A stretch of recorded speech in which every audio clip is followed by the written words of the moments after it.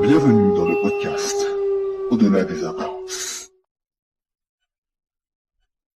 Vous savez, je me suis longtemps demandé pourquoi moi? Pourquoi moi? La question à 1 million.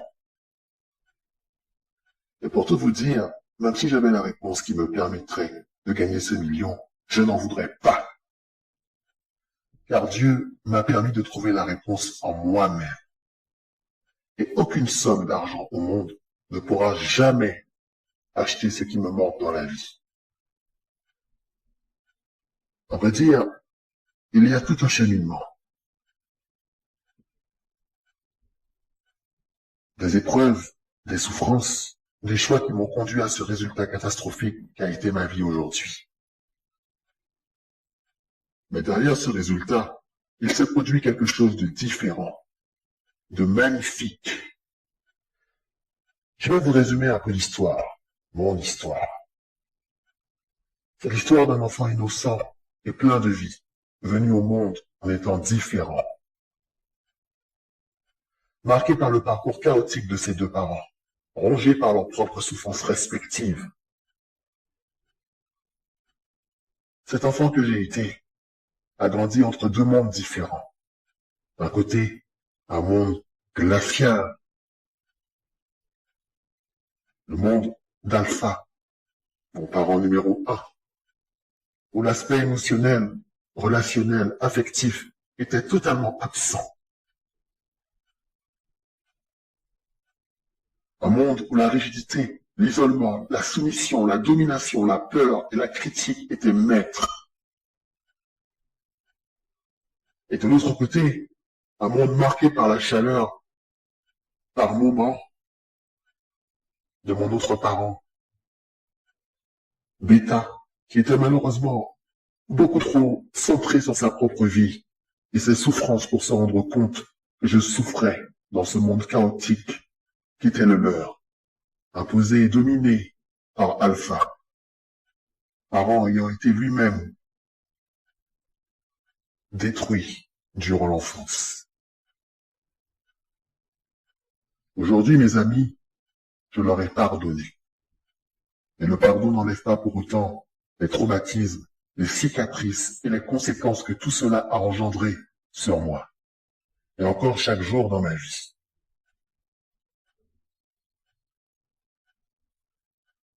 Si je devais vous raconter mon enfance, il y aurait certaines choses totalement folles qui vous permettraient de comprendre pourquoi j'ai autant de cicatrices et de difficultés énormes envers les autres.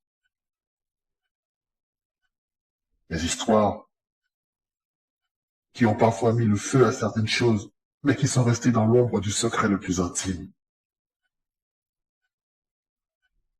Peut-être qu'un jour, je pourrais faire un film ou un livre avec la liste des choses tordues de mon enfance, héritées de mes parents.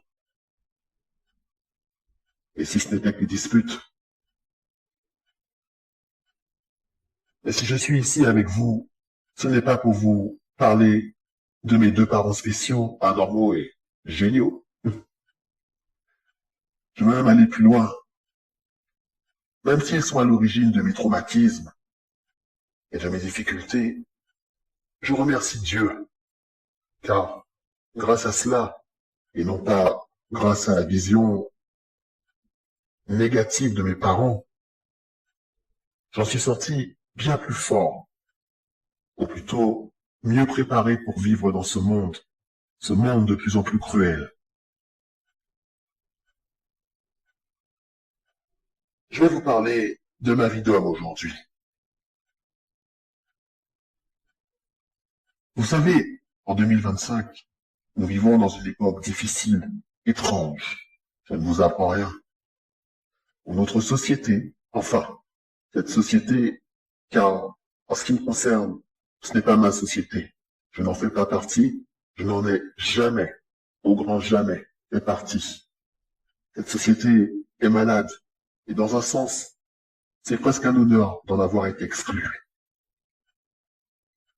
Ce qui est difficile, c'est de vivre avec l'impact que constitue le fait de vivre différemment des autres.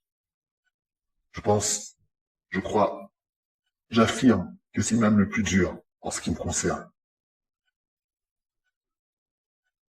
Et c'est à ce moment clé de ma vie où je suis censé me demander, où je me demande, comment puis-je améliorer ma vie? Quelle opportunité puis-je saisir pour trouver mon bonheur?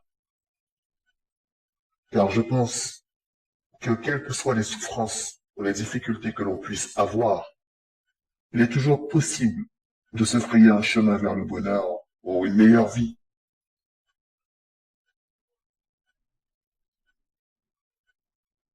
Chers amis, chers auditeurs, j'ai perdu des années entières de ma vie à me plaindre en me posant des questions qui étaient certes justifiées, mais dans le fond inutiles, comme pourquoi moi? Pourquoi suis-je différent? Pourquoi les autres me rejettent? Pourquoi je suis incapable de plaire ou d'être aimé? Alors que toutes ces questions existentielles, bien que justifiées, quand on souffre d'isolement extrême, de solitude, de rejet, dû à des traumatismes et à un rejet collectif, une incompréhension, une indifférence de la plupart des gens, était une perte de temps.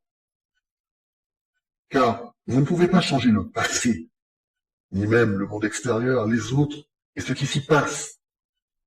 Car dans le fond, vous n'avez aucune prise sur les autres.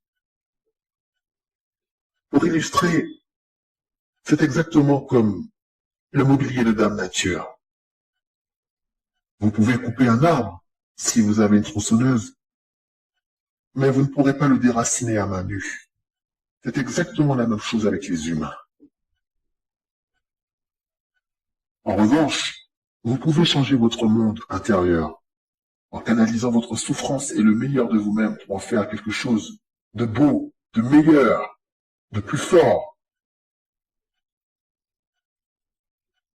Vous savez quoi, mes amis?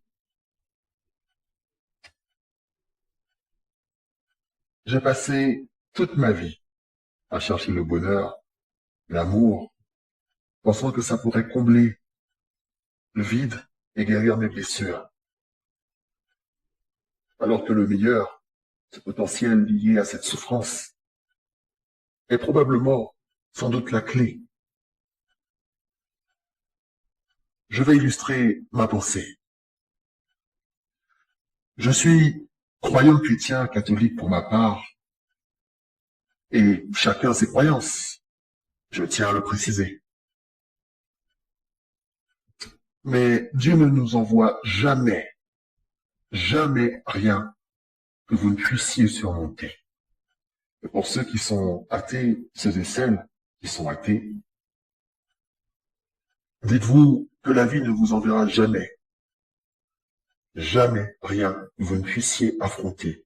L'important, c'est d'accepter votre souffrance en premier lieu, sans vous laisser submerger, mais d'en faire par la suite quelque chose avec votre lumière, votre potentiel. Hélas, pendant des années, j'ai été submergé, refusant d'accepter cette réalité qui me faisait souffrir. Aujourd'hui, mes amis, j'en suis à l'acceptation. Et au début, du rapprochement et de la fusion de ma lumière, de mon potentiel accouplé à ma souffrance.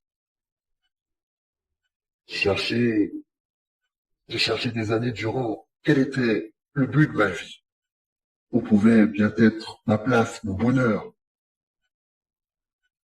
Toutes ces questions en boucle et cette souffrance en parallèle chaque jour.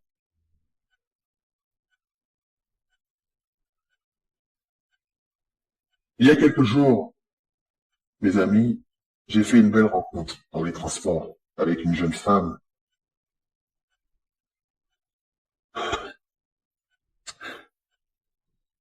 Et une partie de mon comportement était guidée par cette insécurité qui m'a toujours suivi.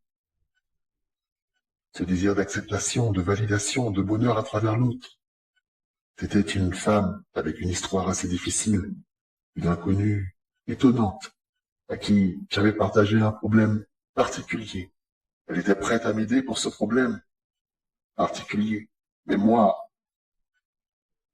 au fond de moi-même, je voulais plus. Et je ne parle pas ici de sexe, mais d'une connexion. possiblement une histoire, mais d'une simple connexion. Car en quelques minutes, elle avait réussi à me fasciner. Pas tant que ça pour sa beauté, mais son histoire, ses qualités, son caractère, son authenticité. Sur le coup, j'ai été littéralement impressionné par elle. Je me suis dit, comment pourrais-je avoir une chance avec une femme pareille? Comment une telle personne, ne serait-ce que par, je ne sais même pas où trouver les mots, comment une personne pareille pourrait faire partie de mes amis ou de ma vie tout court? Elle était, elle aussi, confrontée à certaines difficultés. Et mon approche aurait pu être interprétée par elle comme celle d'un homme profitant de la situation, due à ses difficultés. Et j'en suis vraiment désolé. Mais sur le coup, à l'instant T, j'ai simplement pensé à une entraide mutuelle face à deux problèmes différents, même si on venait de se rencontrer, même si on n'était que deux inconnus. À vrai dire, j'ai vraiment pensé que ces quelques qualités exceptionnelles aperçues chez elle et son rapport dynamique aux autres auraient pu m'apporter un plus dans mon rapport aux autres. La compréhension des rapports humains, leurs mécanismes, en termes de codes sociaux, relationnels et même affectifs. Une connexion pouvant me permettre d'apprendre à créer d'autres connexions. Malgré le regard des gens, je me sentais à ma place, assis, à simplement échanger avec elle. Un moment simple, indépendamment du reste, à tel point que j'avais même plus peur de ce qu'elle aurait pu penser de moi, de ma démarche sur le coup, que du reste des gens qui nous fixaient. Il aurait été aussi profondément malhonnête de prétendre qu'elle ne m'intéressait pas. Mais j'avais aussi gardé l'optique d'être simplement un ami et d'apprendre de cette amitié. Cela dit, au final, ce fut un échec, car elle m'a rangé probablement dans la catégorie dragueur, malade mental ou psychopathe, ou probablement les trois à la fois. Et je ne lui en voulais pas. Après tout, vu ce monde de malades, il était tout à fait normal qu'elle réagisse ainsi à la suite de nos échanges, bien que sa réaction finale m'ait profondément blessé, que je me sois senti rejeté une nouvelle fois, comme si on m'avait craché à la figure devant des millions de personnes, pas tant, pas en tant qu'homme, mais en tant qu'être humain, comme si je n'avais aucune valeur. Cependant, vous savez quoi? Honnêtement, je la remercie. Je la remercie car elle m'a permis de faire une profonde remise en question sur moi-même. Sa réaction m'a permis d'évoluer vers ce raisonnement. Après tout, pourquoi est-ce que je ne serais pas capable de donner à ma vie, à ma personne, de la beauté, de la valeur et de l'attractivité? Non pas à travers l'autre, mais à travers moi-même et ce que je pourrais apporter aux autres. Après tout, pourquoi est-ce que je ne serais pas capable de donner à ma vie, à ma personne, de la beauté, de la valeur, de l'attractivité? Non pas à travers l'autre, mais à travers moi-même et ce que je pourrais apporter aux autres. À partir de ce point, on en revient à ce que je vous disais précédemment, à cette question qui hante mon esprit.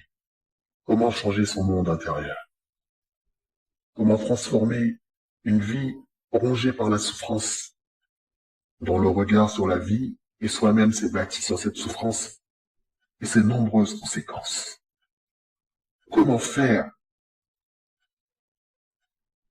Et figurez-vous, mes amis, que ce même jour, quelques heures après, j'ai croisé une autre personne, un ami, un bon ami, qui, je l'avoue, est un croyant également. Et cet homme sage m'a écouté pendant des dizaines de minutes me plaindre, juger les autres. Et il m'a simplement conseillé de ne pas juger les autres. Il semblait penser également que mon regard était trop sombre, trop dur. Cet homme sage a eu quelques paroles bénéfiques qui m'ont permis de comprendre beaucoup sur la solitude en tant que condition, mode de vie. Aujourd'hui, avec du recul, je me rends compte que la souffrance que l'on peut parfois porter peut changer notre regard, mais également diriger nos vies vers notre propre destruction, quand elle n'est pas canalisée vers quelque chose de bon, de lumineux, de sain. Quand on souffre et qu'on regarde la vie avec souffrance, on se ferme à un regard lumineux et plus apaisé, à toute une vie qui nous permet de voir au-delà de notre monde intérieur les choses qui valent vraiment la peine d'être vues et améliorées, voire changées. Vous savez, mes amis, le plus beau dans tout ça, c'est que ce n'est que le lendemain que j'ai eu un déclic, le déclic. Car mes addictions m'ont lâché au moment où je pensais en avoir le plus besoin. Le lendemain de ces deux rencontres, j'étais là, dehors, assis devant ce qui semblait être une église, sans m'en rendre compte. Et j'étais frustré, simplement frustré d'avoir pris un risque inutile pour assouvir une addiction, mais une addiction qui n'avait même pas pu être satisfaite au final. J'avais perdu l'espoir et le remède me manque. Gardez bien à l'esprit que la veille, j'étais complètement désorienté, sonné, comme sur un featuring de boxe, par cette rencontre avec cette jeune femme qui m'avait profondément marqué et replongé dans cette faible estime de moi-même. Elle ne s'en est pas rendue compte, mais elle m'a mis quelque part en face de mon incapacité à créer du lien, à me dire que moi aussi je pouvais être intéressant en tant que personne. Et c'est à cet instant, assis sur ce banc en béton, que Dieu, ma lumière, mon déclic, appelez ça comme vous voulez, pour ma part c'est Dieu, que Dieu m'a relevé. Et tout s'est écrit dans ma tête, tout est devenu clair, fluide. Au début, je me sentais détruit, je me sentais intérieurement vide. Je me demandais intérieurement si c'était ça ma vie sur Terre. J'étais en plein moment de lutte. J'étais en train de me demander si je devais quitter ma raison, ma lumière, Dieu, et simplement rentrer chez moi en me disant que les choses devaient se faire ainsi. Et le plus ironique, c'est que c'était devant une église. Assis devant une église, sans même m'en rendre compte.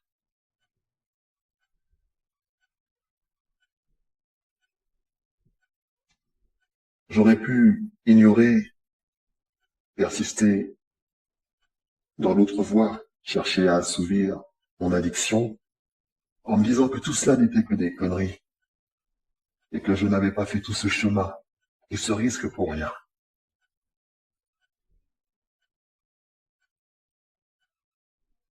Je tiens à préciser, chers amis, que je ne minimise pas mes souffrances au profit de ce que certains pourraient voir ou percevoir comme une révélation absurde, car j'y mets le Dieu. Comme je vous l'ai dit précédemment, chacun ses croyances. Mais au contraire, j'assume pleinement ma foi en Dieu, en sa présence, et aussi en le fait que quelle que soit la profondeur de vos fractures, le degré de souffrance qui vous habite, qui vous anime, et j'en suis la preuve vivante, que même des années plus tard, peu importe le nombre d'années, qu'il y a espoir, qu'il y a espoir de s'en sortir. Même dans ce monde de plus en plus inhumain, insensible, il y a de l'espoir. Retenez une chose, vous êtes bien plus que votre souffrance. Vous êtes bien plus qu'une vie détruite. Tant que vous vivez encore, tant que le souffle de la vie est en vous, même si ce monde est en feu et compliqué, vous avez encore la vie, la lumière, du potentiel. Vous avez encore la vie, la lumière, du potentiel. Chacun d'entre vous. Une fois que vous avez réussi à canaliser cette souffrance en quelque chose de sain, et que vous croyez en la vie, en la lumière, peu importe d'où elle vient, en votre potentiel, alors à cet instant, vous existez et vous devenez quelqu'un. Non pas à travers le regard des autres, mais à travers votre propre regard. J'aimerais aussi également vous remercier, chers amis, chers auditeurs, sincèrement, de m'avoir écouté jusqu'à la fin. Vous n'aviez aucune obligation de m'écouter, car jusqu'à là, peu de monde, voire personne, ne l'avait fait. Mais si mon message, aujourd'hui, a pu ou peut aider dans le futur ne serait-ce qu'une ou même 10 personnes, même si je n'en attends pas forcément autant, alors j'aurais été grandement récompensé par Dieu, ou par la vie si vous préférez.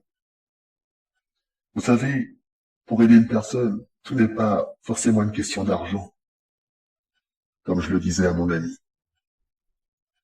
Mais parfois, une simple oreille bienveillante, une écoute, peut être la meilleure des récompenses.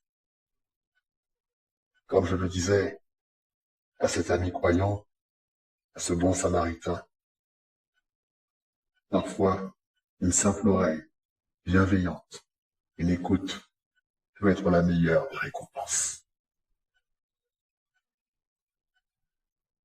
Chers amis, chers auditeurs, si vous avez vécu un vécu similaire, des traumatismes profonds qui vous ont dominé, détruit et dicté votre parcours tout au long de votre vie, des expériences qui vous ont façonné vers une évolution plus constructive, positive, allez-y, partageons ensemble.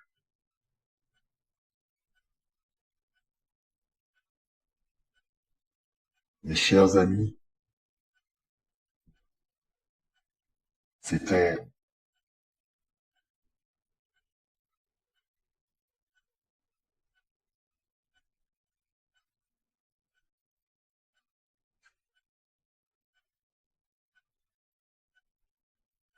un homme défiguré, mais plus vivant que jamais.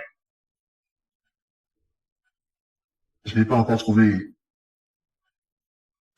un titre pour mon, entre guillemets, pour me présenter à vous.